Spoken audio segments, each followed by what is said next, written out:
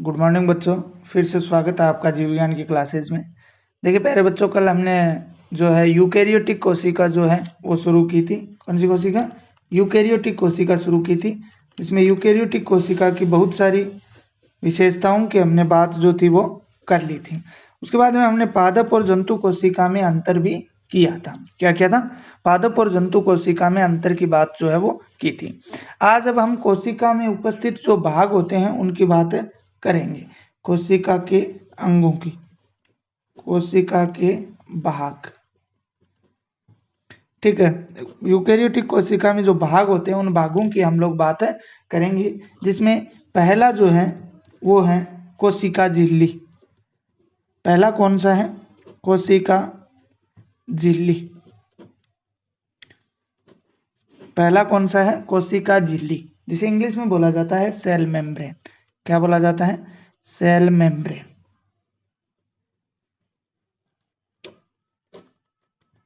देखिए प्यारे बच्चों, सेल मेम्ब्रेन की अगर बात करते हैं तो कोशिका के जो चारों ओर एक महीन पतली झिल्ली होती है उसे क्या बोलते हैं? कोशिका झिल्ली बोला जाता है।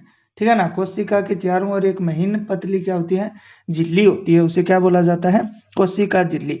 जैसे इस प्रकार से ये कोशिका है, ये इसके चारों ओर एक महीन पतली झिल्ली होती है। ठीक है, इसे ही क्या कहा जाता है? कोशिका झिल्ली जो है वो कहा जाता है। ये जो है कोशिका झिल्ली जो होती है, इसके अंदर जो है पूरी कोशिका की संरचना है वो होती है। ठीक है, इसे हम जीव कला भी कह सकते हैं। क्या कह सकते हैं? जीव कला जो है वो भी इसे बोल सकते हैं। ठीक है, जीव कला जो है भाई किसे बोलेंगे हम? कोशिका झिल्ली जो है ये तो एक महीन झिल्ली होती है। ठीक है, जो कोशिका ध्रुव को सीमित तथा बाह्य वातावरण को पृथक करती है। मतलब बाह्य वातावरण अलग हो गया और इसके अंदर का वातावरण जो है वो अलग हो गया। ठीक है, ये कला अर्थात ये झिल्ली जीव कला कहलाती है, जो क्या है? अत्यंत महीन, लचीली, पारगम्य तथा जीवित रचना होती है। पारगम्य का मतलब क्या होता है? जिसके अंदर विल्ले और विलायक जो है वो प्रवेश कर सकते हैं और बाहर भी निकल सकते हैं। जीवाणुओं व पादप कोशिकाओं में ये जीव कला कोशिका भित्ति तथा कोशिका द्रव्य के बीच में स्थित होती है। अगर हम पादपों में बात करें तो पादपों में सभी को पता है कोशिका भित्ति पाई जाती है। कौन सी भित्ति पाई जाती है? कोशिका भित्ति। ये कोशिका भित्ति होती है बाहर की तरफ, जबकि ये जंतुओं में नहीं पाई जाती। ये केंद्रक हो गया, ये कोशिका द्रव्य हो गया। ठीक है, तो ये कहाँ पाई जाती है? जो कोशिका द्रव्य है, क्या है? कोशिका द्रव्य है। ये कोशिका द्रव्य हो गया, ये कोशिका भित्ति हो गई, ये कोशिका द्रव्य। इनके बीच में जो ये पतली महीन झिल्ली पाई जाती है इसे क्या बोला जाता है? कोशिका झिल्ली जो है वो बोला जाता है, या आप इसको फिर जीव कला बोल सकते हो। कोशिका कला नाम इसका अगर हम बात करें, इतिहास की, हिस्ट्री की अगर बात करें तो कोशिका झिल्ली जो होती है इसका जो कोशिका कला नाम दिया था सेल मेम्ब्रेन, कोशिका कला नाम जो है वो दो वैज्ञानिक थे। एक तो सी नेजेली व सी क्रेमर। ठीक है, इन्होंने 1855 में दिया था। कब दिया था? 1855 में कोशिका कला नाम जो है वो दिया था। बाद में एक वैज्ञानिक और आया जिसका नाम था प्लो। क्या नाम था? प्लो। इन्होंने 1931 के अंदर, किस नाम का वैज्ञानिक था? प्लो नाम का वैज्ञानिक था। इन्होंने 1931 के अंदर जीवद्रव्य कला नाम दिया। क्या नाम दिया? जीवद्रव्य कला नाम दिया, जिसे इंग्लिश में बोलते हैं प्लाज्मा मेम्ब्रेन। इंग्लिश में क्या बोलते हैं? Plasma membrane. ठीक है, फिर से सुन लो। कोशिका कला नाम दिया था सी नजेली व सी क्रेमर ने 1855, और जीवद्रव्य कला नाम दिया था प्लो ने 1931 में। अब बात करते हैं कोशिका झिल्ली जो है इसकी संरचना के संबंध में बहुत सारे मत थे। संरचना के संबंध में क्या थे? बहुत सारे मत थे। वो कौन कौन से मत थे हम उनकी बात करेंगे। अब अगर हम बात करें कि कोशिका जो झिल्ली है, कोशिका झिल्ली की संरचना की संरचना के संबंध में विभिन्न मत दिए गए। क्या दिए गए? विभिन्न मत जो है वो दिए गए। कौन कौन से हैं देखो, हम सिर्फ नाम और किसने दिए थे उन्हीं की बात करेंगे। किसने दिए थे और उनके क्या नाम थे, उन्हीं की हम लोग जो है वो बात करेंगे। देखिए सबसे पहला मत जो था, 1 नंबर मत, उसकी अगर बात करें तो वो था द्विआण्विक लिपिड्स पत्रक मॉडल। द्विआण्विक लिपिड्स पत्रक मॉडल, ठीक है। ये जो था, ये 2 वैज्ञानिक थे जिनका नाम था, एक का नाम था, क्या नाम था, गोर्टनर और दूसरा था ग्रेंडल। इन्होंने दिया था, ठीक है। गोर्टनर एवं ग्रेंडल ने ये मत जो है वो दिया था। इन्होंने कहा ये जो इनकी जो परत होती है वो लिपिड्स के 2 परतों से बनी हुई होती है, इसलिए इसे द्विआण्विक लिपिड्स पत्रक मॉडल कहा गया। दूसरा जो था, दूसरा मत वो दिया था, उसका नाम था लेमिलर मत।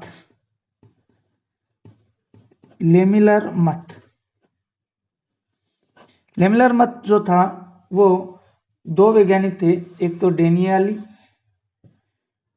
डेनियाली एवं जो दूसरा था उसका नाम था डेविसन। इन दोनों वैज्ञानिकों ने दिया था।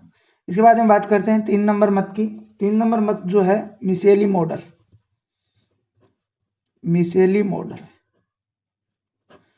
मॉडल जो है वो एक वैज्ञानिक था, 2 वैज्ञानिक थे, हिलेयर व हाफमैन। हिलेयर एवं हाफमैन इन्होंने दिया था। 4 नंबर अगर बात करें इकाई झिल्ली मत। इकाई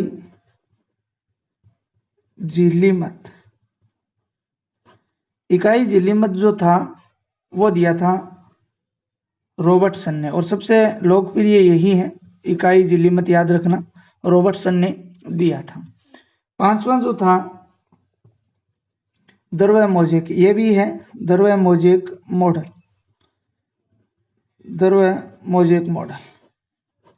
ये मत जो है वो 2 वैज्ञानिक थे, एक तो सिंगर और एक निकोलसन। एक था सिंगर एवं दूसरा था निकोलसन। इन्होंने दिया था, सिंगर व निकोलसन ने दिया था। तो इस प्रकार से कोशिका झिल्ली की संरचना के संबंध में 5 मत दिए गए। द्विआण्विक लिपिड्स पत्रक मॉडल, लेमिनर मत, मिशेली मॉडल, इकाई झिल्ली मत, दर्वे-मोज़ेक मॉडल। द्विआण्विक लिपिड्स पत्रक मॉडल गोर्टनर एवं ग्रेंडल ने दिया था। लेमिनर मत डेनियल व डेविसन ने दिया था। मिशेली मॉडल हिलेयर एवं हाफमैन ने दिया था। इकाई झिल्ली मत रॉबर्टसन ने दिया था। दर्वे-मोज़ेक मॉडल सिंगर व निकोलसन ने दिया था। तो ये तो इनके मत थे। अब हम बात करते हैं कोशिका झिल्ली के कार्यों की, कि कोशिका झिल्ली के जो कार्य हैं वो क्या क्या होते हैं। कोशिका झिल्ली के कार्य, कोशिका झिल्ली के कार्य। देखिए प्यारे बच्चों, कोशिका झिल्ली जो होती है वो कोशिका को निश्चित आकृति व आकार प्रदान करती है। क्या प्रदान करती है? निश्चित आकृति व आकार प्रदान करती है। निश्चित आकृति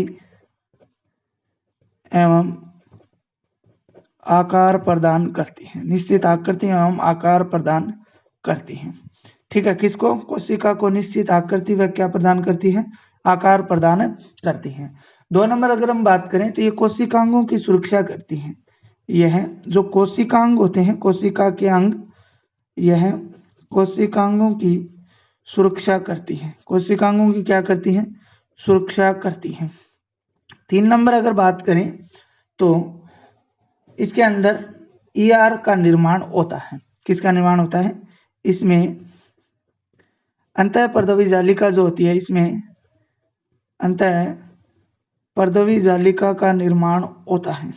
जालिका का निर्माण होता है, ठीक है। ER जो है उसका निर्माण इसी के द्वारा होता है। 4 नंबर अगर बात करें तो ये झिल्ली जो है वो चयनात्मक झिल्ली की तरह कार्य करती है। किसकी तरह? यह झिल्ली चयनात्मक चयनात्मक झिल्ली की तरह कार्य करती है, की तरह कार्य करती है। चयनात्मक झिल्ली की तरह कार्य करने का मतलब क्या हुआ? ये जो पदार्थों का आगमन जो है उसके लिए ये उनका चयन करके ही क्या है, पदार्थों का आगमन और उनका निष्कासन जो है वो करती है। 5 नंबर अगर बात करें तो यह कोशिका को आसंजन में सहायता करती है। यह कोशिका आसंजन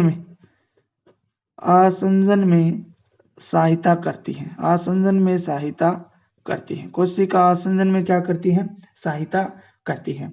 इसके अलावा 6 नंबर अगर बात करें तो प्राशन की क्रिया को नियंत्रित करती है। प्राशन की क्रिया को क्या करती है? प्राशन की क्रिया को नियंत्रित करती है। इस प्रकार से प्यारे बच्चों आपको मैंने इसके 6 कार्य बता दिए हैं, तो आप कोई 5 इसके याद रख सकते हो। इसके अलावा ये कोशिका को विभिन्न जो जीवाणु हैं या फिर अन्य जो हानिकारक जीवाणु हैं उनसे भी बचाती है। तो पहला, निश्चित आकृति व आकार प्रदान करती है। कोशिकाओं की सुरक्षा करती है। अंतःप्रदेश जालिका का निर्माण करती है। कोशिका झिल्ली चयनात्मक झिल्ली की तरह कार्य करती है। कोशिका आसंजन में सहायता करती है और प्राशन की क्रिया को क्या करती है? नियंत्रित करती है। तो इस प्रकार से प्यारे बच्चों आज कोशिका झिल्ली जो है वो कंप्लीट हो गया है। साधारणतः आपको बता दिया है। कल हम कोशिका भित्ति की बात करेंगे।